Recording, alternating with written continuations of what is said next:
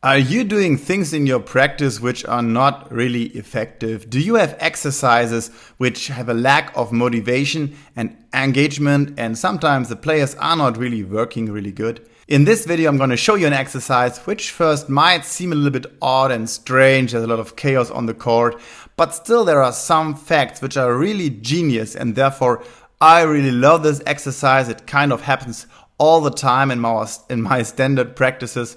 And even if it's non-specific, I really love how the motivation of the players go up and they really fight for every ball. So let's take a closer look. Let's hit it.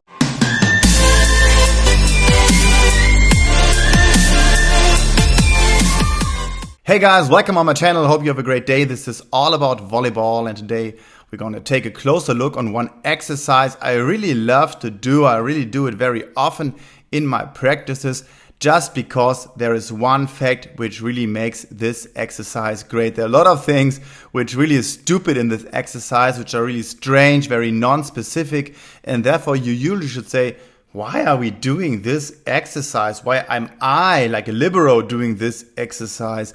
Why am I like a setter doing this exercise? And still the circumstance that sometimes motivation, engagement and the mental part of volleyball is much more important than the specific technical part of volleyball.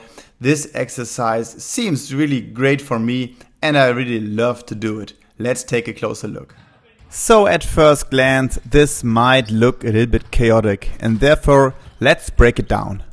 So with 12 players in training, we go on groups of 3, and every group takes 1/4 of the court, and therefore since every group is in one corner of the field, we call it the corner drill. I marked it here with different colors so you can see it more easily. If you have more than 12 players, you just can add up in the group so that there are groups of 4 or even 5 people. And if you have less than 12 players, the trainer, a helper or co-trainer, assistant coach, whatever, will help at the position at the net, as you can see here in the blue corner. All the 4 corners are doing the same. We start with a serve over the net. Then we have a reception on the other side of the net and a catcher or a control set at the net. After that, everybody is following the ball, changing position, and therefore the serve will go in the court for the next reception. The reception is going for the catch, and the catcher is going back to his corner for the next serve. Since there is a waiting position, we can start all over again immediately. We usually start with long line serves, and after like 2 or 3 minutes we change into cross serves.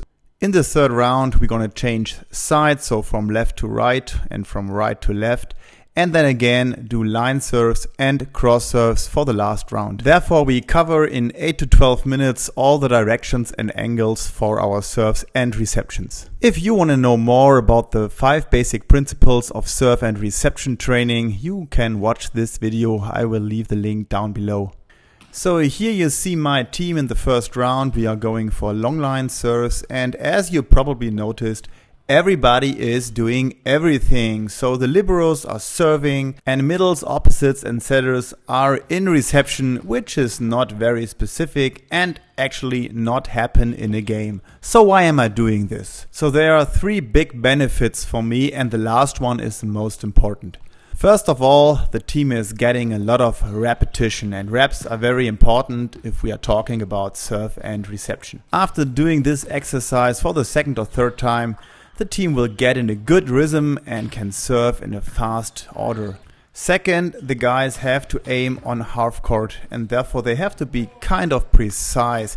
But even more, the guys of course want to put the reception under pressure, and therefore they will use even more precision to put some pressure on the reception by serving long or short or to the sideline. This of course has a lot to do with the competition mindset. And this is my third idea and the main part of this exercise.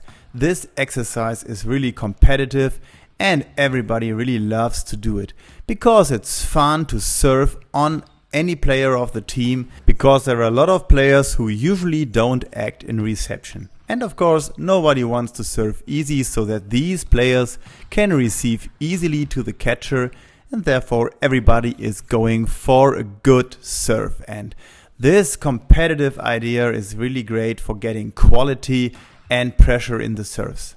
And yes, same for reception. Of course, this is very competitive too. Usually these guys like setter opposites or middle are not acting in reception, and therefore they get the chance to try a little bit.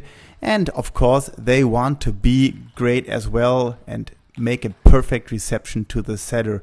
And this again puts pressure on the server, which makes it mentally even harder for the guys at the serving position. And yes, as a coach, I sometimes have to calm down the situation because a lot of guys are going really strong in serve and they are messing up their serves because they don't want to be embarrassed by a non-reception player with an easy serve. What do you think? Do this looks very competitive? Maybe not in the video, but maybe you want to try in your gym as well. And maybe you even find out that this is really competitive and mentally challenging for both server and reception. As you can see, some kind of chaos on the court, very non-specific. Everybody is doing everything. And therefore, a lot of trainers will say, oh, this is so stupid what you're doing there, Martin. But for me, it's still a great exercise because the mental part is such great and everybody is fighting for every ball. The guys like it, love it, and they really work hard on it. And therefore, this is much more important for me than practicing the specific part of every player type. Hope you liked this video. Please smash the like button. Maybe you want to subscribe if you haven't already. And I hope to see you in the next video. Have a great day. Bye bye.